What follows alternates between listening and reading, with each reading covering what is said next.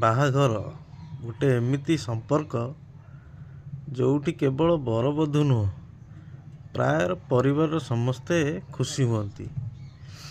କିନ୍ତୁ ଯଦି ଗୋଟେ ସ୍ୱାମୀ ସ୍ତ୍ରୀ ଗୋଟେ ବରବଧୂ କେବଳ ନିଜ ଖୁସି ଦେଖନ୍ତି, ନିଜେ ସେଲଫିସ୍ ହୁଅନ୍ତି, ତାହେଲେ ସେ ନିଜେ ଖୁସିରେ ରହିପାରିବେ। ମନେକର ବୋହୂ ନିଜ ଖୁସି ଦେଖିଲା, ସେ ନିଜ ଖୁସିରେ ରହିପାରିବ।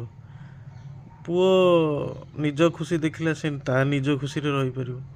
କିନ୍ତୁ ଯଦି ସେ ସେଲଫିସ୍ ଗୁଣଟା ନଥାଏ, ଯଦି କିଛିଟା କଥା ଆମେ ଆଡ଼ଜଷ୍ଟ କରିପାରିବା, ତାହେଲେ କେବଳ ସ୍ୱାମୀ ସ୍ତ୍ରୀ କିମ୍ବା ବୋହୂ କି ପୁଅ ନୁହେଁ, ଶାଶୁ ଶ୍ୱଶୁର ନଣନ୍ଦ ସମସ୍ତେ ପ୍ରାୟ ଖୁସି ରହିପାରିବେ। ତ ମୋର ଏତିକି ଆଡ଼ଭାଇସ୍, ମୋର ଯେତେ ବି ଭାଇ ଭଉଣୀମାନେ ମ୍ୟାରେଜ୍ କରୁଛନ୍ତି, ତ ନିଜର ସେଲଫିସନେସ୍କୁ ବେଶୀ ନ ଦେଖିକି ହାଲକା ଯଦି ଆଡ଼ଜଷ୍ଟମେଣ୍ଟ ଉପରେ ଫୋକସ୍ କରିବେ, ତାହେଲେ ହୁଏତ ପରିବାରର ସମସ୍ତେ ଖୁସିରେ ରହିପାରନ୍ତି। ଆଉ ଗୋଟେ ହ୍ୟାପି ଫ୍ୟାମିଲି, ଗୋଟେ ସୁଖୀ ପରିବାରଠୁ ବଡ଼ କିଛି ନାହିଁ ଆଜ୍ଞା।